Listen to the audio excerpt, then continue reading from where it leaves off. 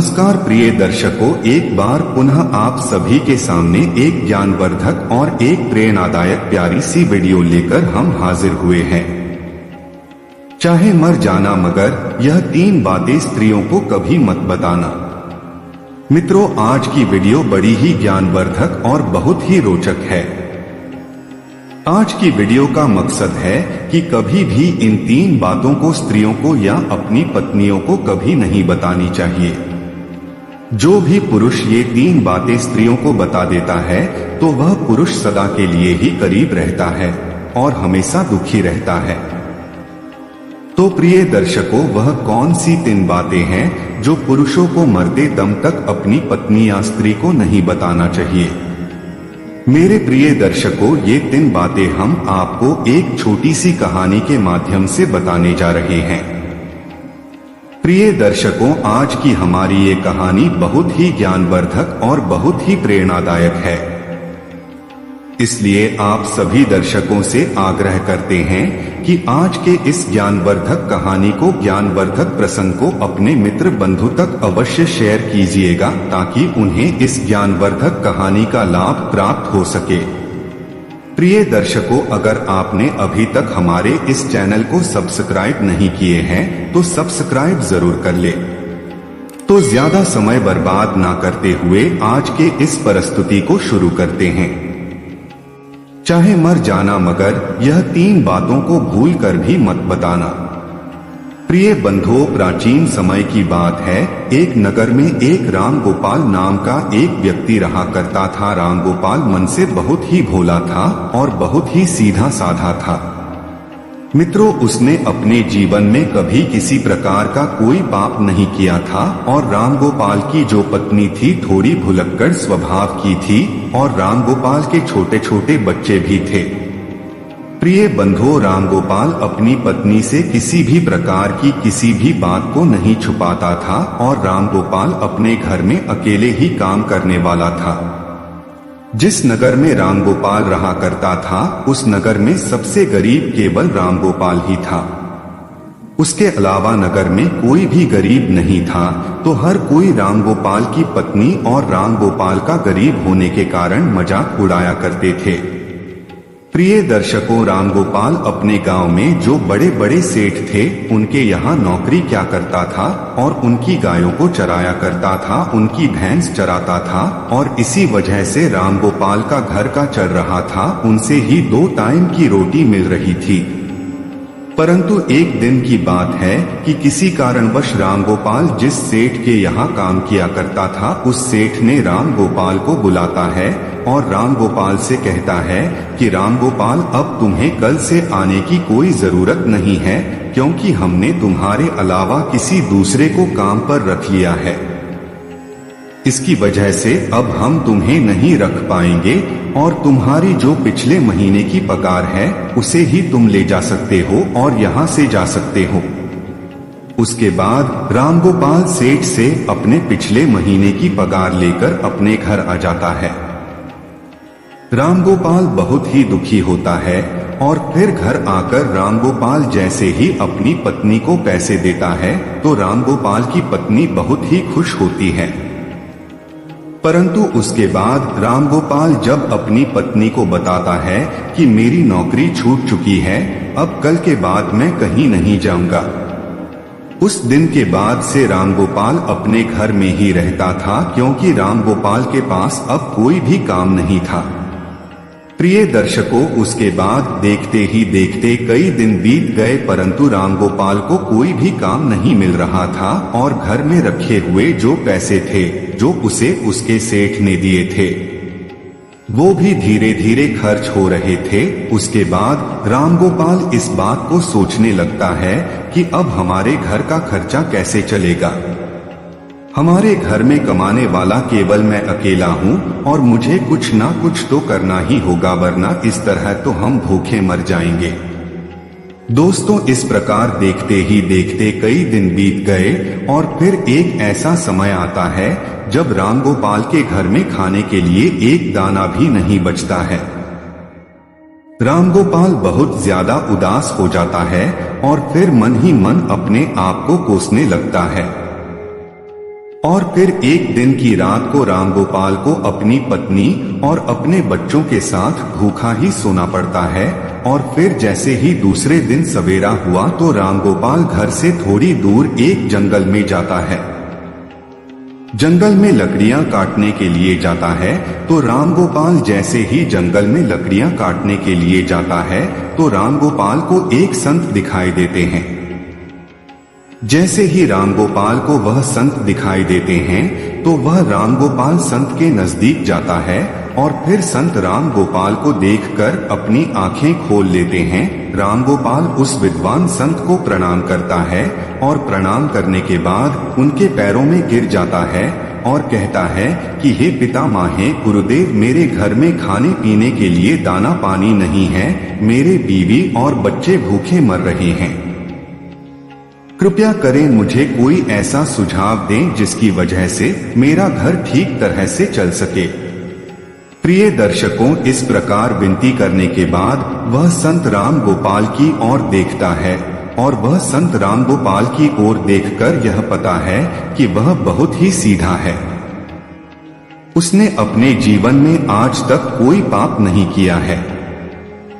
उसके स्वभाव को देखकर वे विद्वान साधु राम गोपाल से कहता है कि राम गोपाल, मैं तुम्हें आज ऐसे एक पेड़ के बारे में बताने वाला हूँ। अगर उस पेड़ के नजदीक जाकर तुम उस पेड़ से जो भी मांगोगे तो वह पेड़ तुम्हें लाकर दे देगा, और अगर उस पेड़ का एक छोटा सा भी भाग, छोटी सी भी लकड़ी तुम तोड़ लेते हो या काट लेते हो तो वह सोने में बदल जाएगी, और इस तरह तुम अपने घर को चला सकते हो, अपने घर की गरीबी को दूर कर सकते हो। प्रिय दर्शकों, मगर संत राम गोपाल को यह बात भी कहते हैं कि अगर तुमने इस बात को अन्य किसी आदमी या किसी औरत को बताया तो उस दिन के बाद से तुम्हें वह किसी प्रकार की कोई वस्तु नहीं देगा और तुम्हें सब कुछ देना बंद कर देगा। दोस्तों, राम गोपाल तो सीधा साधा था और राम गोपाल उस संत के द्वारा बताए गए उस पेड़ के नजदीक जाता है और पेड़ के नजदीक जाकर राम गोपाल को सबसे पहले अपनी बीवी और अपने बच्चों की याद आ गई। और फिर राम गोपाल सबसे पहले उस पेड़ से, उस वृक्ष से एक बोरी चावल मांगता है। जैसे राम गोपाल वृक्ष से एक बोरी चावल मांगता है तो झट से ही न जाने कहां से एक बोरी चावल राम गोपाल के सामने आ जाते हैं। राम गोपाल एक बोरी चावल को लेकर चला जाता है और घर जाकर अपनी बीवी और बच्चों को चावल खिलाता है और भरपेट भोजन करते हैं। उस दिन राम गोपाल ने अपनी पत्नी को यह नहीं बताया था कि मैं चावल कहां से लाया हूं, परंतु फिर जैसे ही राम गोपाल दूसरे दिन उसके पास जाता है, राम गोपाल उस पेड़ से 5 सोने की मुद्राएं मांग लेता है। और जैसे ही राम गोपाल मांगता है, झट से राम गोपाल को 5 सोने की मुद्रा देता है और राम गोपाल 5 सोने के सिक्के पाकर खुश हो जाता है और अपने घर को आ जाता है।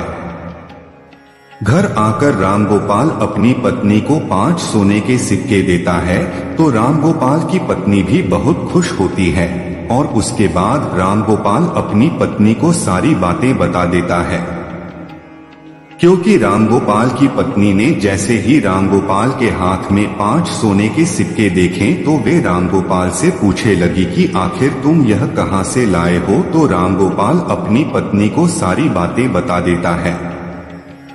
प्रिय दर्शकों, उसके बाद राम गोपाल अपनी पत्नी से कुछ नहीं छुपाता, मगर राम गोपाल को इस बात का भी पता था कि उसकी पत्नी घुलक्कड़ है। वे सारी बातें अपने पड़ोसियों को बता देती है, जो भी उसे बताता हूँ उसे बता देती है। लेकिन उस बात को भूलकर राम गोपाल अपनी पत्नी को सारी बातें बता देते हैं। उसके बाद देखते ही देखते कई दिन बीतते गए। राम गोपाल इसी तरह रोज 5 सोने के सिक्के उस वृक्ष से मांगकर लाने लगा। और फिर एक दिन की बात है जब राम गोपाल अंत में उस वृक्ष से हजारों सोने के सिक्के मांग लेता है, और जैसे ही राम गोपाल मांगता है तो झट से एक बोरी भरकर राम गोपाल के सामने सोने के सिक्के आ जाते हैं। रामगोपाल एक बोरी सोने के सिक्के को अपनी बैल की पीठ पर रखकर अपने घर ले जाता है। दोस्तों, वह सोने के सिक्के पाकर और उस विद्वान संत का आशीर्वाद पाकर रामगोपाल देखते ही देखते बहुत धनवान हो गया। रामगोपाल के पास बहुत सारा धन हो गया। रामगोपाल जिस सेठ के यहाँ नौकरी किया करता था उससे भी ज्यादा तरक्की रामगोपाल ने कर ली और रामगोपाल उससे भी ज्यादा धनवान हो गए। दोस्तों, ये सब देख करके रामगोपाल के सारे गांव वाले दंग रह गए और वे सोचने लगे कि आखिर यह भुलक्कड़ स्वभाव का रामगोपाल इतना धनवान क्यों हो रहा है। दोस्तों, रामगोपाल से अगर कोई भी इस बात को पूछता कि तुम आखिर इतनी जल्दी धनवान कैसे हो रहे हो, तो रामगोपाल किसी को भी सच नहीं बताता था, क्योंकि रामगोपाल से विद्वान साधु ने किसी को बताने के लिए मना किया था। परंतु वे लोग रामगोपाल को छोड़कर रामगोपाल की पत्नी से इस बात को पूछने लगे। तो मित्रों, वो तो आपको पता ही है कि रामगोपाल की जो पत्नी है वे भूलकर स्वभाव की थी। उसके पेट में कोई भी बात नहीं पचती थी। तो रामगोपाल की पत्नी सारी बातें गांव वालों को बता देती थी कि आखिर मेरा पति कहां से धन लाता है। तो रामगोपाल की पत्नी सारी बातें उनको बता देती है। और देखते ही देखते रामगोपाल जब एक दिन फिर से उस वृक्ष के पास धन लेने के लिए जाता है तो वह वृक्ष रामगोपाल को धन नहीं देता है। रामगोपाल कई बार उससे मांगता है, मगर रामगोपाल के मांगने पर भी वृक्ष रामगोपाल को कुछ नहीं देता है। मित्रों, उस दिन रामगोपाल फिर से अपने घर जाता है और इस चीज के बारे में ज्यादा नहीं सोचता है, मगर जब रामगोपाल दूसरे दिन फिर से वृक्ष के पास जाता है तो उस दिन भी रामगोपाल कई घंटों तक उस वृक्ष से मांगता ही रहता है, मगर कुछ भी उसे प्राप्त नहीं होता है। फिर रामगोपाल निराश होकर वह सोचता हुआ अपने घर आ जाता है। तो रामगोपाल अपने घर आकर अपनी पत्नी से कहता है कि है भाग्यवान, आज मैं वृक्ष के यहाँ जाकर आया हूँ, मगर वृक्ष से आज मैंने जब धन मांगा तो वृक्ष ने कुछ नहीं दिया। कहीं तुमने किसी को वृक्ष के बारे में बता तो नहीं दिया। तो दर्शकों, रामगोपाल की पत्नी भुलक्कड़ स्वभाव की थी और वो अपने मन में किसी भी प्रकार की बात नहीं छुपाती थी और इसमें कोई संदेह नहीं है। तो रामगोपाल की पत्नी रामगोपाल से कहती है कि पिया जी, जब मुझसे गांव वालों ने पूछा कि इतना सारा धन तुम्हारे पास कैसे आ रहा है तो मैंने उन सबको बता दिया। दोस्तों, अपनी पत्नी के मुख से यह बात सुनकर रामगोपाल समझ जाता है कि हो ना हो यह सारी करतूत मेरी बीवी की ही है। उसके बाद में रामगोपाल अपनी पत्नी को बहुत डांटता है और फिर इस तरह से कई महीने बीत जाते हैं। रामगोपाल के पास जो धन था वह धीरे धीरे खर्च होता जाता है और देखते ही देखते रामगोपाल फिर अमीर से गरीब होने लगता है और देखते ही देखते फिर से रामगोपाल की स्थिति वही हो जाती है कि रामगोपाल के घर में खाने के लिए दाना नहीं बचता है। दोस्तों, एक दिन जब फिर से रामगोपाल की पत्नी और रामगोपाल और उसके बच्चे रात को भूखे सोते हैं, तब रामगोपाल अपनी पत्नी को कोसने लगता है और अपनी पत्नी से कहता है कि भुलक्कड़, यह सब तुम्हारी वजह से हो रहा है। अगर मैं तुम्हें ना बताता तो आज यह दिन नहीं देखना पड़ता। इस प्रकार रामगोपाल अपनी पत्नी से कहता है, मगर मित्रों कहते हैं कि अब पछताए क्या हुए जब चिड़िया। तो इस प्रकार रामगोपाल अपनी पत्नी से कहता है, मगर अब बहुत लेट हो चुका था। मित्रों, फिर एक दिन रामगोपाल उस संत को ढूंढने के लिए फिर से जंगल में जाता है, मगर रामगोपाल को वह संत विद्वान साधु उसे पूरे वन में पूरे जंगल में नहीं मिलता है। रामगोपाल को ढूंढते ढूंढते कई घंटे बीत जाते हैं और फिर कई घंटे बाद रामगोपाल को मिल जाते हैं। संत मिलते ही रामगोपाल उनके चरणों में गिरकर रोने लगता है, गिड़गिड़ाने लगता है और कहता है कि हे गुरुदेव, आखिर मुझसे ऐसी कौन सी भूल हो गई है जिसकी वजह से आप मुझसे रूठ गए हो। आप ही मेरे दाता हो, आप ही मेरे विधाता हो। हे विधाता, आप मेरी भूल को माफ करें, क्योंकि मेरी एक भूल के कारण आज मेरे बच्चे भूखे सो रहे हैं, मेरे संतान भूखे सो रही है। इसलिए हे भगवान, आप मेरी सहायता करें। मित्रों, उसके बाद वे विद्वान संत रामगोपाल से कहता है कि रामगोपाल, अगर ऐसी बात है तो मैं तुम्हें माफ करता हूँ, परंतु आज मैं तुम्हें एक बात बताने वाला हूँ, और मेरी बात यह है कि कभी भी जीवन में ये 3 बातें हर पुरुष को अपनी पत्नियों को, अपनी स्त्रियों को नहीं बतानी चाहिए। जो पुरुष इन बातों को बताता है वो पुरुष हमेशा जीवन में सदा के लिए दुखी रहता है, सदा के लिए जीवन में गरीब रहता है। दोस्तों, उसके बाद विद्वान संत कहते हैं कि रामगोपाल, अगर इन 3 बातों को तुम आज से ही अमल कर लोगे तो फिर से तुम्हारे अच्छे दिन आ जाएंगे। तुम्हारे पास ठीक उसी धन तरह आने लगेगा जिस तरह तुम्हारे पास पहले था। तो प्रिय दर्शकों, वह संत रामगोपाल को पहली बात बताने लगता है और कहता है कि सबसे पहली बात यह है कि कभी भी किसी पुरुष को अपनी पत्नी को अपनी कमाई का जरिया नहीं बताना चाहिए, क्योंकि अगर आप अपनी पत्नी को, एक स्त्री को कमाई का जरिया बता देते हैं और अपनी कमाई के बारे में बता देते हैं, तो मैं उस कमाए हुए धन को खर्च करने पर रोक लगा देती है, अर्थात उस धन को बिल्कुल भी खर्च नहीं करने देती, और साथ ही उसका माई के जरिए के बारे में पूरे गांव में ढिंढोरा पीट देती है और अपनी बड़ाई समझकर, अपनी तारीफ समझकर लोगों को बता देती, और जिसमें मानहानि एक पुरुष को ही होती है। दोस्तों, जिस प्रकार से रामगोपाल की पत्नी ने गांव के अन्य लोगों को कमाई का जरिया बताया था, ठीक उसी प्रकार किसी भी पुरुष को अपनी कमाई का जरिया और अपनी कमाई के बारे में कभी भी किसी स्त्री को, अपनी पत्नियों को नहीं बताना चाहिए।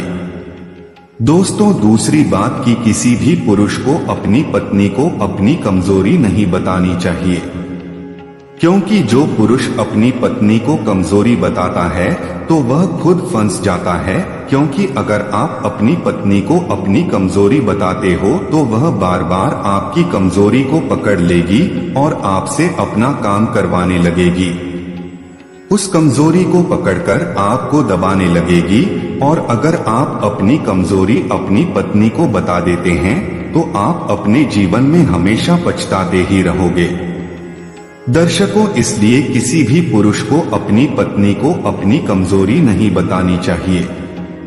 तीसरी बात कि किसी भी पुरुष को अपनी पत्नी को अपने जीवन में हुए अपमान के बारे में नहीं बताना चाहिए, अर्थात जो पुरुष अपनी पत्नी को अपनी अपमान के बारे में बताता है तो वह पत्नी हर बात पर, छोटे छोटे झगड़े पर आपके उस अपमान के बारे में बोलकर, उसका हवाला देकर आपको परेशान करेगी, आपको मजबूर करेगी और बार बार उस अपमान का हवाला देगी, क्योंकि स्त्रियां धर्म और कर्म से बंधी हुई होती हैं। इनके मन में इनकी अपनी इच्छाएं छुपी होती है और ये अपनी बातों को अन्य लोगों को नहीं बताती है, मगर स्त्रियां दूसरों की बातों को दूसरे तक अवश्य ही बता देती है। इसलिए अगर आप अपनी अपमान के बारे में अपनी पत्नी को बताते हैं तो इसमें आपकी 100% मान हानि होती है। प्रिय मित्रों, ये 3 बातें कभी भी एक स्त्री को अपनी पत्नी को नहीं बतानी चाहिए। तो मित्रों, ठीक इसी प्रकार वे विद्वान साधु रामगोपाल को ये 3 बातें बता देता है। रामगोपाल संत के द्वारा बताई गई 3 बातों पर अमल करता है और उसके बाद में अपने घर जाता है और घर जाकर इन 3 बातों पर अमल करने लगता है। तो फिर देखते ही देखते रामगोपाल के अच्छे दिन वापस आने लगते हैं।